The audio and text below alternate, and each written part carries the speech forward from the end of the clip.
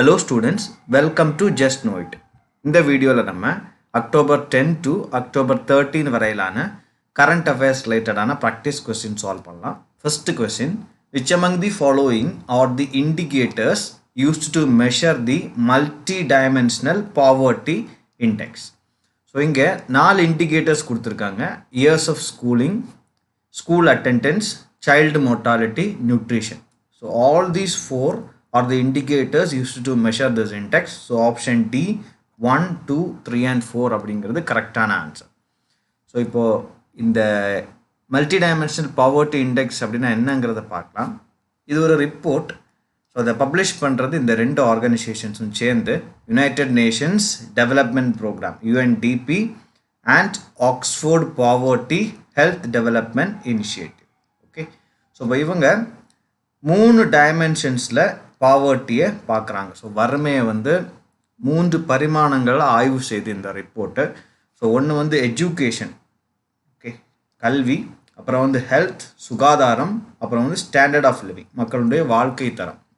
இப்போ இதில் எஜுகேஷனுக்கு 2 இண்டிகேட்டர்ஸாக அவங்க யூஸ் பண்ணுறாங்க. ஸோ ஒரு இயர்ஸ் ஆஃப் ஸ்கூலிங், ஒரு ஆவரேஜ் அடல்ட் எவ்வளோ வருஷம் ஸ்கூலுக்கு போயிருக்காரு அப்படிங்கிறத வச்சு அவங்க எஜுகேஷன் மெஷர் பண்ணுறாங்க. அப்புறம் child enrolment or student attendance. So இப்போது பள்ளி போகக்கூடிய வயதில் இருக்கக்கூடிய குழந்தைகள் பள்ளிக்கு போகிறாங்களா அப்படிங்கிறத செக் பண்ணுறது தான் இந்த இண்டிகேட்டர். அப்புறமா ஹெல்த்துக்கு they are using 2 indicators, child mortality and nutrition. So இதுக்கு எல்லாத்துக்குமே வெயிட்டேஜ் இருக்குது. ஸோ இதுக்கு 2/6 வெயிட்டேஜ் இந்த எஜுகேஷனுக்கு. அப்புறம் பார்த்திங்கன்னா இந்த 2 இண்டிகேட்டருக்கும், ஹெல்த்தை பொறுத்த வரைக்கும் இந்த 2 இண்டிகேட்டருக்கும் 2/6 வெயிட்டேஜ். அப்புறம் ஸ்டாண்டர்ட் ஆஃப் லிவிங்கை எலக்ட்ரிசிட்டி, ஃப்ளோரிங், ஸோ அவங்க வசிக்கக்கூடிய இடத்துல மின் வசதிகள் இருக்குதா, ஃப்ளோரிங் எப்படி, என்ன மாதிரியான ஃப்ளோரிங் இருக்குது, ஸோ தரை எப்படி போடப்பட்டிருக்கிறது, அப்புறம் ட்ரிங்கிங் வாட்டர், அவங்களுக்கு தேவையான குடிநீர் ஃபெசிலிட்டி இருக்குதா, சானிடேஷன், சுகாதாரம் சார்ந்த வசதிகள் இருக்குதா, குக்கிங் ஃபியூயல், குறிப்பாக சாலிட் குக்கிங் ஃபியூயல் யூஸ் பண்ணுறாங்களா, இல்லை க்ளீன் குக்கிங் ஃபியூயல் யூஸ் பண்ணுறாங்களா. இப்போ சாலிட் ஃபியூயல்னால் வுட்டு, கோல், சார்கோல், இந்த மாதிரியான பொல்யூட்டிங் குக்கிங் ஃபியூலை தான் அதில் மென்ஷன் பண்ணுறாங்க. ஸோ இதை வச்சு அவங்களுடைய வாழ்க்கை தரத்தை நம்ம எடை போட்டுடலாம், ரைட். ஸோ அதுக்காக தான் குக்கிங் ஃபியூல் இருக்குது. அப்புறம் அசெட்ஸ், ஸோ என்ன மாதிரியான சொத்துக்கள் அவங்க வச்சுருக்கிறாங்க அப்படிங்கிறத பொறுத்து. ஸோ இதுக்கு வெயிட்டேஜ் 2/16. ஸோ இந்த 3 டைமென்ஷன்ஸ்லையும் அந்த பாவர்ட்டியை அசஸ் பண்ணுது இந்த ரிப்போர்ட். ஸோ இந்த ரிப்போர்ட் ரீசெண்டாக ரிலீஸ் ஆயிருந்தது, 2021க்கான report. So as per this report 1.3 billion people, that means 130 crore, 130 கோடி மக்கள் இன்னும் மல்டி டைமென்ஷனலி பூராக இருக்கிறாங்க. ஸோ இதர் ஏதாவது ஒரு விஷயத்தில் அவங்க they are lack of these facilities அப்படின்னு இதை சொல்லுது, ரைட். ஸோ அதுலேயும் குறிப்பாக குழந்தைகள் தான் அதிகமாக பாதிக்கப்பட்டிருக்காங்க. ஸோ அண்டர் ஏஜ் 18 அதிகமாக இந்த வறுமையால் பாதிக்கப்பட்டிருக்கக்கூடியது குழந்தைகள் அப்படிங்கிற ஒரு அதிர்ச்சி தகவலையும் இந்த ரிப்போர்ட் நமக்கு கொடுக்குது. அடுத்த கொஸ்டின் பார்க்கலாம். Consider the following statements. Phytoremediation technologies use living plants to clean up soil, air and water contaminated with hazardous contaminants. So this statement is correct. So phytoremediation na plants பயன்படுத்தி pollutants remove பண்றது, right. So soil லேயோ air லேயோ water லேயோ இருக்கக்கூடிய pollutants remove பண்ணக்கூடிய அந்த procedure தான் we call it as phytoremediation. Then statement number 2 பாருங்க. Most living organisms, especially aquatic life, function at the optimal pH range of 6.5 to 8.5. So இதுவும் இங்கே correct. So both 1 and 2 option C அப்படிங்கிறது தான் கரெக்டான answer. So optimal pH, so நம்ம நீரில் இந்த optimal pH இருந்தால் தான் ஆர்கானிசம்ஸ் த்ரைவ் ஆகும், வளரும், ரைட். ஸோ இது அசிடிக் ஆயிடுச்சு அப்படின்னா, ரைட். ஸோ இப்போ 6.5க்கு கீழே போயிருச்சு அப்படின்னு சொன்னால், ஸோ அதை நம்ம மோர் அசிடிக் அப்படின்னு சொல்லுவோம். ஸோ அந்த என்விரான்மெண்ட்டில் அக்வாட்டிக் லைஃப் ரைட். ஸோ நீரில் வாழக்கூடிய உயிரினங்கள் உயிர் வாழாது, ஓகே. ஸோ இது ஏன் நியூஸில் இருந்ததுன்னா, ரீசெண்டாக Meghalaya government they have claimed that a detoxing project, right. So ஒரு ரிவர் லூக்கா அப்படிங்கிற ஒரு ரிவர் அங்கே ரொம்ப பொல்யூட்டடாக இருந்தது, especially due to coal mines, right. So அங்கே ஃபங்க்ஷன் இருக்கக்கூடிய நிறைய நிலக்கரி சுரங்கங்கள்லேருந்து வெளியேறக்கூடிய கழிவுகளால் இந்த லூக்கா ரிவர் ரொம்ப பொல்யூட்டாக இருந்தது. ஸோ அதை நம்ம திருப்பி பயன்பாட்டுக்கு உரியதாக மாற்றவே முடியாது அப்படிங்கிற லெவலுக்கு அது டேமேஜ் ஆயிடுச்சு அப்படின்னு சொன்னாங்க. But using algae, right? So நிறைய பாசி மாதிரியான இந்த ஃபைட்டோரெமெடியேஷன் டெக்னாலஜிஸை பயன்படுத்தி அதை டீடாக்சிஃபை பண்ணிட்டோம். ஸோ அந்த கண்டாமினன்ஸ் எல்லாம் ரிமூவ் பண்ணிட்டோம் அப்படின்னு மெகாலயா கவர்மெண்ட் ரீசெண்டாக அனௌன்ஸ் பண்ணியிருக்கு. So that's why this concept of phytoremediation is in news. So இந்த river Lukha it's located in the southern part of East Jaintia Hills of Meghalaya. So it receives water from Lunar River and other small streams. So in the reserve forest பக்கத்தில் தான் அந்த ரிவர்னுடைய அந்த originating place வந்து இருக்குது, source வந்து இருக்குது. Okay, so இப்போ நம்ம அந்த pH அப்படிங்கிற ஒரு கான்செப்ட் படித்தோம். ஸோ pH அப்படிங்கிறது வந்து ஹைட்ரஜன் அயான் கான்சன்ட்ரேஷன். ஒரு லிக்விட் அது வந்து அசிடிக்கா, பேசிக்கா இல்லை அல்கலைனா அப்படின்னு சொல்லக்கூடியது, ரைட்? அதுதான் இந்த pH வேல்யூலேருந்து நமக்கு தெரியும். ஸோ பொதுவாக வந்து இந்த 0 to 6 வரைக்கும் நம்ம அசிடிக் அப்படின்னு சொல்லுவோம். ஒரு லிக்விடுடைய value, pH value, hydrogen ion concentration 0 to 6 இருக்குன்னா அந்த லிக்விட் வந்து இட்ஸ் அசிடிக். ஓகே, அது வந்து 7 இருக்குது அப்படின்னா அது நியூட்ரல், ரைட்? அசிடிக்கும் இல்லை, பேஸும் இல்லை அல்கலைனும் இல்லை, அது மீடியம் இதில் இருக்குது, நியூட்ரலாக இருக்குது அப்படின்னு சொல்லுவோம். 7க்கு மேலே அப்படின்னா 8 to 14 அப்படின்னா அதை வந்து பேசிக் அப்படின்னு சொல்லுவோம். ஸோ ஒரு லிக்விட் ஆசிடா பேஸா அப்படிங்கிறத வந்து அதனுடைய அமிலத்தன்மை, காரத்தன்மை இது ரெண்டையும் டிட்டர்மைன் பண்ணுறது இந்த pH ஸ்கேல் தான். ஓகே, ஸோ இதில் இந்த அசிடிக் என்விரான்மெண்ட்டில் அக்வாட்டிக் ஆர்கானிசம்ஸ் வாழாது, ரைட்? நெக்ஸ்ட் கொஸ்டின் பார்க்கலாம்.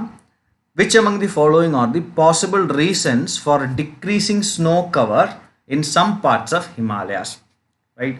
ஸோ ஸ்னோ கவர் டிக்ரீஸ் ஆகிட்டே இருக்குது, அதுக்கான காரணம் என்ன அப்படின்னு கேட்குறாங்க. ஸோ ஃபஸ்ட்டு வந்து increase in average precipitation, rising average temperature, அடுத்தது ரேப்பிட் டீஃபாரஸ்ட்ரேஷன். ஸோ இங்கே இன்க்ரீஸ் இன் ஆவரேஜ் ப்ரிசிப்டேஷன் இல்லை, ப்ரிசிப்டேஷன்னா rainfall, so it's wrong, right? So decrease in average precipitation அப்படிங்கிறது தான் கரெக்டு. இது ரெண்டுமே correct, right? So rising average temperature leads to decreasing snow cover, rapid deforestation also leads to decreasing snow cover. So அப்போது இங்கே option C 2 and 3 only அப்படிங்கிறது கரெக்டான answer. So இந்த question ஏன் இங்கே இருக்குன்னா, ஸோ ரீசெண்டாக ஒரு ஸ்டடி கண்டக்ட் பண்ணியிருந்தாங்க, State Centre on Climate Change of Himachal Pradesh and Space Application Centre ISRO. So இந்த ரெண்டு ஆர்கனைசேஷன்ஸும் சேர்ந்து ஹிமாச்சல் பிரதேஷில் இருக்கக்கூடிய இமயமலை பகுதிகளில் ஒரு ஆய்வு மேற்கொண்டாங்க. அந்த ஆய்வினுடைய முடிவில் நமக்கு ஸ்னோ கவர் வந்து டிக்ரீஸ் ஆகிட்டே இருக்குது, ரைட்? ஸோ பனியினால் மூடப்பட்டிருக்கக்கூடிய பகுதிகளுடைய அந்த ஏரியா கவர் இருக்குது பார்த்தீங்களா? ஸோ அந்த ஸ்கொயர் கிலோமீட்டர் அப்படின்னு சொல்லுவோம் இல்லையா? ஸோ அந்த ஓவரால் ஏரியா வந்து குறைஞ்சிக்கிட்டே இருக்குது அப்படின்னு இந்த ஸ்டடி வந்து நமக்கு சொல்லியிருக்கு. ஸோ இது வந்து நிறைய விளைவுகளை ஏற்படுத்தும், ஸோ கிளைமேட்டுக்கு வந்து நிறைய மோசமான விளைவுகளை ஏற்படுத்தும் அப்படின்னு இந்த ஸ்டடியிலேருந்து நமக்கு வரக்கூடிய அந்த ஹைலைட்ஸ் வந்து தெரிவிக்குது. ஸோ இப்போ வந்து ஃபர்ஸ்ட்டில் பாருங்கள், all major river basins have witnessed overall decrease of 18.5% in area under snow, right? So இதில் வந்து குறைஞ்சிருக்கு டிக்ரீஸ் வந்து அதனுடைய சதவீதம் தான் 18.5 அளவுக்கு குறைஞ்சிருக்கு. ஸோ எல்லா மேஜர் ரிவர் பேசின், சட்லஜ், அப்புறம் பார்த்திங்கன்னா சேனாப், ஜீலம், ஸோ இதெல்லாமே இண்டஸ் நதியினுடைய ட்ரிபியூட்ரிஸ். இந்த நதிகள் ஒரிஜினேட் ஆகக்கூடிய அந்த பகுதிகளில் இந்த ஸ்னோ கவர் குறைஞ்சிக்கிட்டே இருக்குது அப்படின்னு சொல்லுது. அப்புறம் there is a gradual shift in snowfall occurrence pattern. So இப்போது விண்டரனுடைய அதாவது லேட்டர் விண்டர்னு சொல்கிறோம் இல்லையா? ஸோ குளிர்காலம் முடியக்கூடிய தருவாயில் தான் கொஞ்சம் ஸ்னோஃபால் இருக்குது. ஸோ அப்போது அந்த ஸ்னோஃபால் வந்து எந்த இம்பேக்டையும் பெருசாக க்ரியேட் பண்ணலை, ரைட்? ஸோ அந்த நதிகளுக்கு தேவையான அந்த தண்ணி பார்த்திங்கன்னா இந்த ஸ்னோஃபாலில் இருந்தால் அந்த நதிகளுக்கு கிடைக்கணும். ஸோ அது வந்து ப்ராப்பராக இந்த ஸ்னோஃபால் இல்லாததுனால, இந்த ஸ்னோ கவர் ப்ராப்பராக இல்லாததுனால இந்த வாட்டர் கண்டென்ட், ரிவரில் இருக்கக்கூடிய இந்த வாட்டர் கண்டென்ட் ரொம்ப கம்மியாகிறதுக்கு சான்ஸ் இருக்குது அப்படிங்கிற ஒரு ஸ்டடியும் இது சொல்லுது. So importance of snow cover, ஏன் ஸ்னோ கவர் அந்த ரீஜன் இமயமலை பகுதிக்கு முக்கியம் அப்படின்னா, ஏன்னா நிறைய நதிகள் அங்கே ஒரிஜினேட் ஆகுது. நான் இப்போ சொன்ன இண்டஸனுடைய ட்ரிபியூட்டரிஸ், கங்கா, யமுனா, பிரம்மபுத்திரா, இது எல்லாமே இந்த இமயமலை பகுதியை சுற்றி தான் ஒரிஜினேட் ஆகக்கூடிய நதிகள். ஸோ இதெல்லாமே ஸ்னோவை டிபெண்ட் பண்ணியிருக்கும். எஸ்பெஷலி சம்மரில் வந்து இந்த ஸ்னோ பனி உருகி தான் அந்த நதியில் வந்து தண்ணி இருக்கணும்.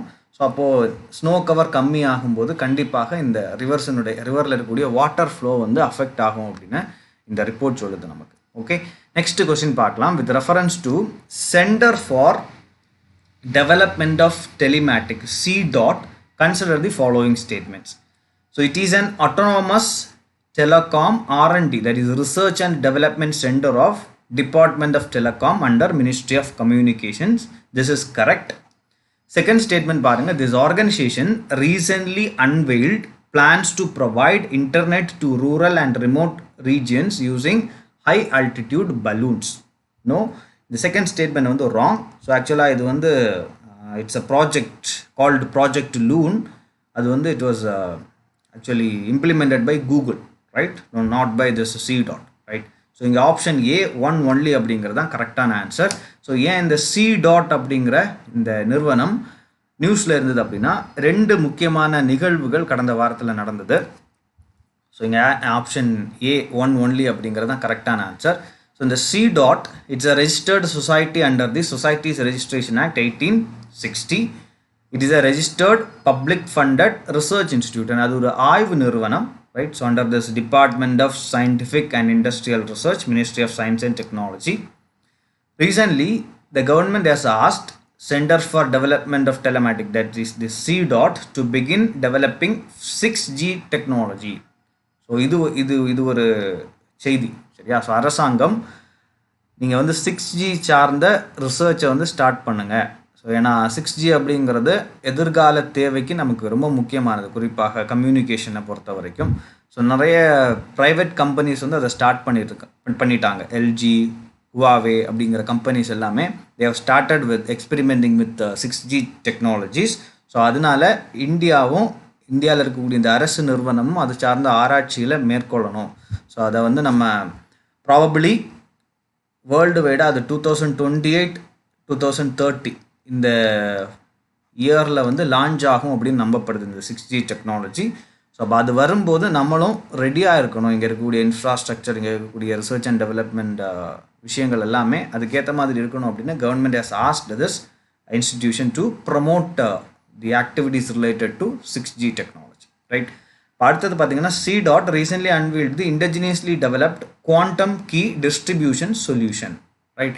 ஸோ இது ஒரு கம்யூனிகேஷன் நெட்வொர்க்கில் பயன்படுத்தக்கூடிய ஒரு கிரிப்டோகிராஃபி டெக்னிக், அதுதான் quantum key distribution solution. So அதையும் வந்து புதுசாக இவங்க அன்வீல் பண்ணியிருக்காங்க. அவங்க டெவலப் பண்ண அந்த புதிய கம்யூனிகேஷன் என்கிரிப்ஷன் மெத்தடை தே ஹவ் அன்வீல்ட், ரைட்?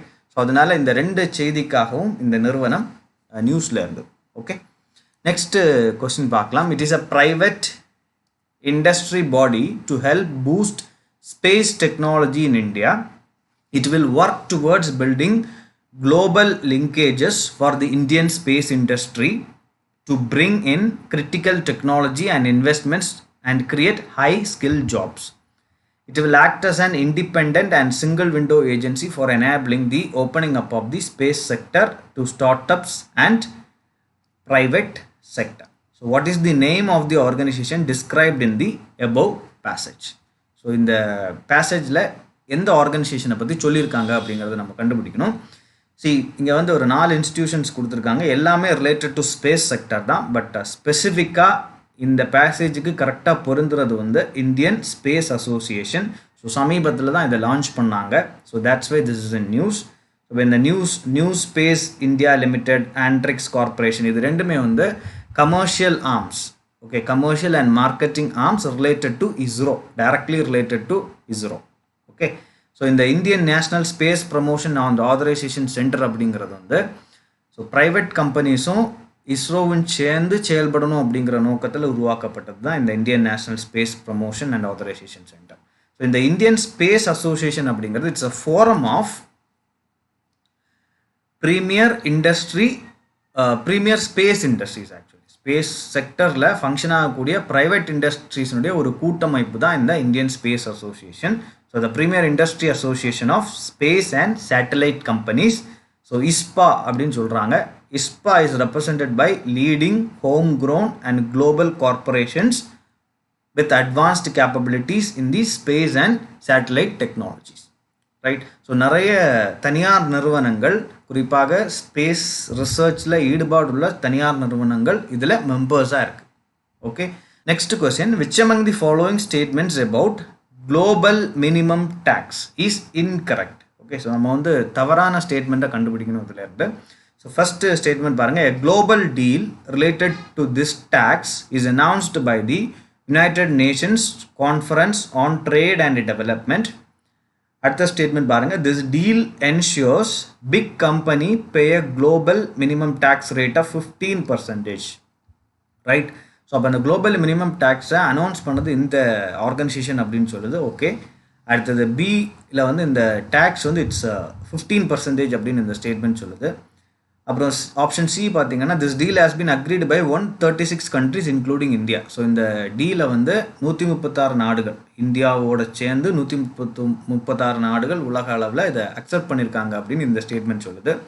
அடுத்த ஆப்ஷன் டி என்ன சொல்லுதுன்னா, this proposal for GMT, that is global minimum tax, is considered as one of the positive steps towards global taxation reforms அப்படின்னு சொல்லுது. ஸோ இப்போ இந்த 4 ஸ்டேட்மெண்ட்டில் எது தவறான ஸ்டேட்மெண்ட் அப்படின்னு பார்க்கலாம். ஸோ இங்கே வந்து ஆப்ஷன் ஏ அப்படிங்கிறது கரெக்டான ஆன்சர். ஸோ தான் incorrect statement, because this global deal is announced by not by this United Nations Conference on Trade and Development, it's announced by OECD, right. So இங்கே this deal was announced by this organization for economic cooperation and development, right. So இதில் வந்து என்ன இந்த background என்ன அப்படின்னா, so இந்த organisation ஒரு டீலை வந்து ப்ரமோட் பண்ணியிருக்காங்க. ஸோ அதை வந்து நிறைய உலக நாடுகள் அக்செப்ட் பண்ணியிருக்குது. ஸோ அப்போது இங்கே நார்மலி பிக் கம்பெனிஸ் என்ன பண்ணுவாங்கன்னா, consider A is a company, right. So ஏங்கிறது ஒரு நேம் ஆஃப் எ கம்பெனி. இந்த கம்பெனி இந்தியாவில் பிஸ்னஸ் பண்ணுறாங்கன்னு வச்சுக்கோங்க, ரைட். ஸோ அது ஒரு பெரிய மல்டிநேஷ்னல் கம்பெனி, இந்தியாவில் பிஸ்னஸ் பண்ணுறாங்க. ஸோ இந்தியாவில் வந்து அவங்களுக்கு சர்வீசஸ் ப்ரொவைட் பண்ணக்கூடிய ஒரு கம்பெனி, ரைட். ஸோ நிறைய சம்பாதிக்கிறாங்க. பட் இந்தியாவுக்கு என்ன பண்ணி ஆகணும், அவங்க they have to pay tax. இந்தியாவில் வந்து அவங்க ஏர்ன் பண்ணக்கூடிய இன்கமுக்கு இந்தியன் கவர்மெண்ட்டுக்கு அவங்க டேக்ஸ் பே பண்ணி ஆகணும். பட் இதை வந்து ஸ்கிப் பண்ணுறதுக்காக என்ன பண்ணுவாங்கன்னா, அவங்களுடைய ப்ராஃபிட்டை அண்டர் ரிப்போர்ட் பண்ணிவிட்டு, ஸோ அவங்க அந்த கம்பெனியுடைய சப்சிடரியை ஏதாவது ஒரு லோ டேக்ஸ் கண்ட்ரியில் எஸ்டாப்ளிஷ் பண்ணுவாங்க. லைக் இப்போ வந்து அயர்லாண்ட் இருக்குது, அப்புறம் பனாமா இருக்குது, இல்லை பஹாமாஸ், இந்த மாதிரி ஏதாவது ஒரு கண்ட்ரியில் டேக்ஸ் கம்மியாக இருக்கக்கூடிய கண்ட்ரியில் ஒரு அதை வந்து டேக்ஸ் ஹேவன் அப்படின்னு சொல்லுவோம், ரைட். ஸோ அந்த டேக்ஸ் ஹேவன் மாதிரியான கண்ட்ரீஸில், இல்லை டேக்ஸே இல்லாத டேக்ஸ் ரொம்ப கம்மியாக இருக்கக்கூடிய கண்ட்ரீஸில் ஒரு சப்சிடரியை எஸ்டாப்ளிஷ் பண்ணி இங்கே இருக்கக்கூடிய ப்ராஃபிட்டை வந்து அங்கே ஷிஃப்ட் பண்ணி, அந்த சப்சிடரிக்கு பேரில் அங்கே ஷிஃப்ட் பண்ணி பயன்படுத்துவாங்க. ஸோ இந்த மாதிரி இதை வந்து ப்ராஃபிட் ஷிஃப்டிங்னு சொல்லுவாங்க. ஸோ இப்போ இதை ப்ரிவெண்ட் பண்ணுறது தான் இந்த குளோபல் மினிமம் டேக்ஸ். ஸோ இப்படி பண்ணால் கூட, ஸோ எந்தெந்த கண்ட்ரியில் அந்த எம்என்சிஸ் இருக்குதோ அதுக்கு ஒரு கண்டிஷன்லாம் போட்டிருக்காங்க. ஸோ ஒரு எம்என்சி ஒரு இயரில் ஆவரேஜாக ஸோ ஏறக்குறைய 864 பில்லியன் லாபம் ஈட்டுது அப்படின்னா, ஸோ அந்த கம்பெனி கண்டிப்பாக மினிமம் 15% டேக்ஸ் பே பண்ணணும் அப்படின்னு சொல்லி இவங்க அந்த டீலை வந்து ப்ரமோட் பண்ணியிருக்காங்க. அப்போ அந்த டீலில் இருக்கக்கூடிய கண்டென்ட் என்னன்னா, ஒரு கம்பெனி, ஒரு மல்டிநேஷ்னல் கம்பெனி, ஸோ அது எந்த கண்ட்ரியில் ஃபங்க்ஷன் ஆனாலும், ஸோ அந்த கண்ட்ரியில் ஆவரேஜாக $864 பில்லியன் அளவுக்கு அது லாபம் ஈட்டுது அப்படின்னா 15% கண்டிப்பாக அவங்க குளோபல் மினிமம் டேக்ஸை அந்த கண்ட்ரியில் பே பண்ணணும். ஸோ அதுக்காக அந்தந்த countries they have to legislate, okay, அந்த சட்டத்தை உருவாக்கணும் அப்படின்னு இந்த குளோபல் மினிமம் டேக்ஸ் ரிலேட்டடான இந்த ப்ரொவிஷன்ஸ் வந்து சொல்லுது. ஓகே, ஸோ இது வந்து இம்ப்ளிமெண்ட் பண்ணுறது வந்து அந்தந்த கண்ட்ரியினுடைய கையில் தான் இருக்குது. ஸோ அது நமக்கு போக போக தான் தெரியும் எந்த கண்ட்ரிஸ் வந்து இதை இம்ப்ளிமெண்ட் பண்ணுறாங்க ப்ராப்பராக அப்படின்னு. பட் இப்போதைக்கு அலாங் வித் இந்தியா 136 கண்ட்ரிஸ் வந்து அக்செப்ட் பண்ணியிருக்கிறாங்க. ஸோ நாங்கள் வந்து இந்த குளோபல் மினிமம் டேக்ஸ் சார்ந்த விஷயங்களை வந்து அக்செப்ட் பண்ணுவோம் அப்படின்னு. 7th question, consider the following statements. National Green Tribunal is a statutory body for effective and expeditious disposal of cases relating to environmental protection and conservation of forest and other resources அப்படின்னு இருக்கு. இந்த statement correct. It's a statutory body, சட்டப்பூர்வமான அமைப்பு தான் national Green tribunal, தேசிய பசுமை தீர்ப்பாயம். அடுத்தது option statement number 2, with the establishment of the NGT, India became the third country. India வந்து 3வது நாடு உலக அளவிலேயே இந்த மாதிரி ஒரு சுற்றுச்சூழல் சார்ந்த விஷயத்துக்கு தனியாக ஒரு தீர்ப்பாயத்தை அமைச்சதில் இந்தியா 3வது நாடு அப்படின்னு சொல்லி உலக அளவில். ஸோ இது கரெக்டு. இதுக்கு முன்னாடி ஆஸ்திரேலியாவும் நியூசிலாந்தும் தான் தனியாக ஒரு தீர்ப்பாயம் வச்சுருந்தாங்க சுற்றுச்சூழல் சார்ந்த பிரச்சனைகளுக்கு. ஸோ அப்போது இந்த statement correct. Third statement, the National Green Tribunal comprises of judicial and non judicial members அப்படின்னு சொல்லுது. ஓகே, ஸோ நீதித்துறை சார்ந்தவர்களும் இதில் இருக்கிறாங்க, நீதித்துறை சாராத சுற்றுச்சூழல் சார்ந்த நிபுணர்களும் இதில் இருக்கிறாங்க அப்படின்னு இந்த ஸ்டேட்மெண்ட் சொல்லுது. இதுவும் correct. So option D 1, 2 and 3 அப்படிங்கிறது கரெக்டான ஆன்சர். ஃபைன். ஸோ இப்போது the NGT is a specialized body set up under this act, National Green Tribunal Act, passed in 2010. So அதனால தான் அதை ஸ்டாச்சுட்டரி பாடி அப்படின்னு சொல்கிறோம். அப்புறம் வந்து it's headed by a chairperson who sits in the principal bench and has at least 10 but not more than 20 judicial members, right. So நீதித்துறை சார்ந்த உறுப்பினர்கள் இருக்கிறாங்க. அப்புறம் பார்த்தீங்கன்னா at least 10 but not more than 20 expert members, நீதித்துறை சாராத ஆனால் சுற்றுச்சூழலுடைய அதில் நிபுணத்துவம் வாய்ந்த நிபுணர்கள் இருக்கிறாங்க அப்படின்னு இந்த ஸ்டேட்மெண்ட், இந்த பாயிண்ட் வந்து நமக்கு இங்கே இருக்குது. ஸோ அதனால தான் அந்த தேர்ட் ஸ்டேட்மெண்ட் வந்து கரெக்ட் கொஸ்டின். ஃபைன். ஸோ அப்புறம் இது ஏன் நியூஸில் இருந்தது அப்படின்னா, recently Supreme Court has declared the National Green Tribunal's position as a unique forum endowed with suo motu powers. So that means இந்த நேஷ்னல் கிரீன் ட்ரிபியூனல் தானாக முன் வந்து சில வழக்குகளை எடுக்கலாம், ரைட், வழக்கு பதியலாம். குறிப்பாக சுற்றுச்சூழல் சார்ந்த பிரச்சனைகள் வரும்போது அதுக்கு அதை டீல் பண்ணுறதுக்காக தானாக முன் வந்து வழக்கு பதிவு செய்யக்கூடிய அதிகாரம் இந்த அமைப்புக்கு இருக்குது அப்படின்னு சுப்ரீம் கோர்ட் டிக்ளேர் பண்ணுது. ஸோ அதனால தான் இந்த நேஷ்னல் கிரீன் ட்ரிபியூனல் நியூஸில் இருந்தது. ஓகே, நெக்ஸ்ட் கொஸ்டின் பார்ப்போம். Which among the following products has got geographical indication tag? புவிசார் குறியீடு கிடைச்ச ப்ராடக்ட்ஸ் எது இதில் அப்படின்னு கேட்குறாங்க. Karuppur kalamkari paintings, Kanniyakumari cloves, Kallakurichi wood carvings. So இது மூணில் எதுக்கெல்லாம் ஜியோகிராஃபிக்கல் இண்டிகேஷன் டேக் கிடச்சிருக்கு அப்படின்னு கேட்குறாங்க. ஸோ இங்கே மூணுமே ஜியோகிராஃபிக்கல் இண்டிகேஷன் டேக் கிடச்ச ப்ராடக்ட்ஸ் தான். இந்த மூணுமே தமிழகத்தை சேர்ந்த ப்ராடக்ட்ஸு. மூணுக்குமே சமீபத்தில் ஜியோகிராஃபிக்கல் இண்டிகேஷன் டேக் கிடச்சிருந்தது.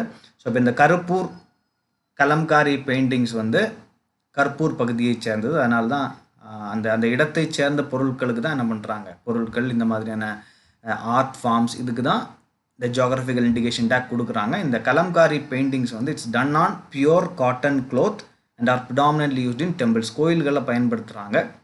ஸோ அதுக்கு வந்து இந்த ஜிஐ டேக் கிடச்சிருக்கு. அடுத்து பார்த்திங்கன்னா க்ளோவ், கிராம்பை பொறுத்த வரைக்கும் கன்னியாகுமரி மாவட்டத்தில் மேற்கு தொடர்ச்சி மலைப்பகுதிகளில் அதிகமாக விளையுது இந்த கிராம்பு. இங்கே விளையக்கூடிய கிராம்பில் அதிகமாக ஆயில் கண்டென்ட் இருக்குது, ரிச் அரோமேட்டிக் ஆயில் கண்டென்ட் இருக்கிறதுனால தான் இது அது அங்கீகரித்து ஜியோகிராஃபிக்கல் இண்டிகேஷன் டேக் கொடுத்துருக்காங்க.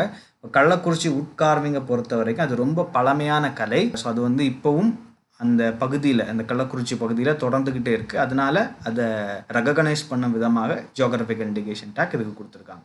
ஓகே, நெக்ஸ்ட் கொஸ்டின் பார்க்கலாம். 9th question. The terms event horizon and gravitational waves sometimes seen in the news is associated with. So இந்த டேர்ம்ஸ் வந்து கீழ்கண்ட எதுக்கு கூட நம்ம பொருத்தி பார்க்கலாம் அப்படின்னு இந்த கொஸ்டின் கேட்குது.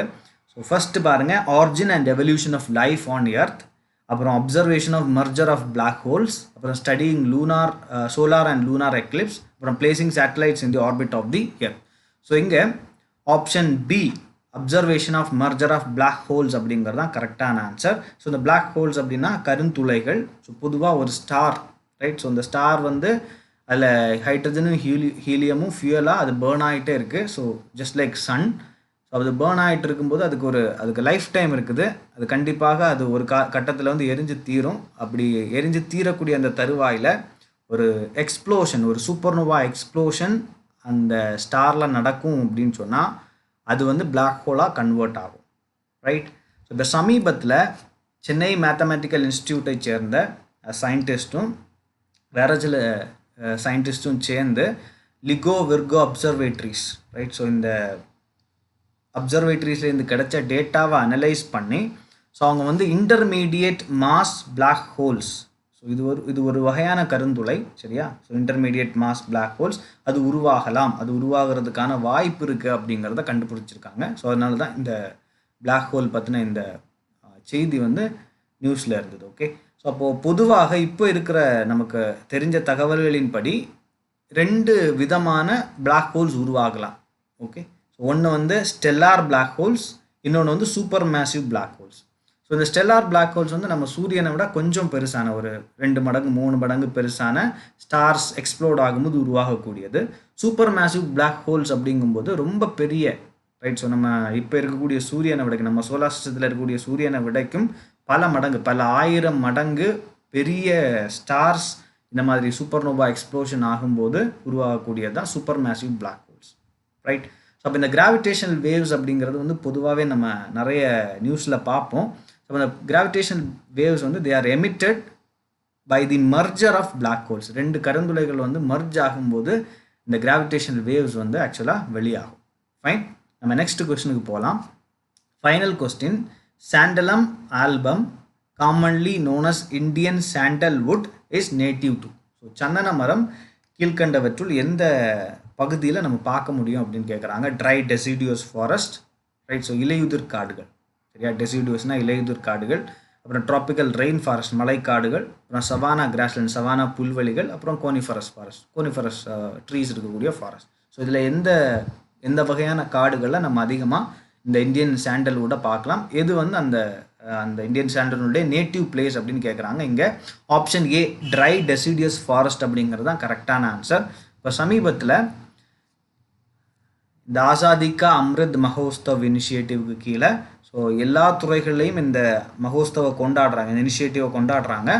அப்போது இந்த இனிஷியேட்டிவ்க்கு கீழே ஒரு ட்ரைனிங் ப்ரோக்ராமும் முன்னெடுத்துருக்குது அரசாங்கம். குறிப்பாக இந்த சாண்டல்வுட் ட்ரீஸை வந்து பிளான் பண்ணி, ஸோ அதை ஃபார்ம் பண்ணி, அதை ஹார்வெஸ்ட் பண்ணி, அதுக்கு அதுலேருந்து வேல்யூ ஆடட் ப்ராடக்ட்ஸை எடுத்து விற்கிறதுக்கான அந்த வேலையை செய்யக்கூடிய அந்த ஃபார்மர்ஸுக்கு எக்ஸ்ட்ராவாக ட்ரைனிங் ப்ரொவைட் பண்ணக்கூடிய ஒரு ப்ரோக்ராம் தான் அது, ரைட். ஸோ இந்த ட்ரீ வந்து ரொம்ப முக்கியமான ஒரு tree. It's a small tropical tree, grows up to 20 meter high with the red wood and a variety of dark colors of bark. So இது வந்து இதுலேருந்து நிறைய பொருட்களை நம்ம செய்யலாம். குறிப்பாக ஃபர்னிச்சர் செய்கிறாங்க, கார்விங்க்கு பயன்படுத்துகிறாங்க. இவ்வளோதான் இந்த வீடியோ நண்பர்களே. தேங்க்யூ ஸோ மச் ஃபார் வாட்சிங்.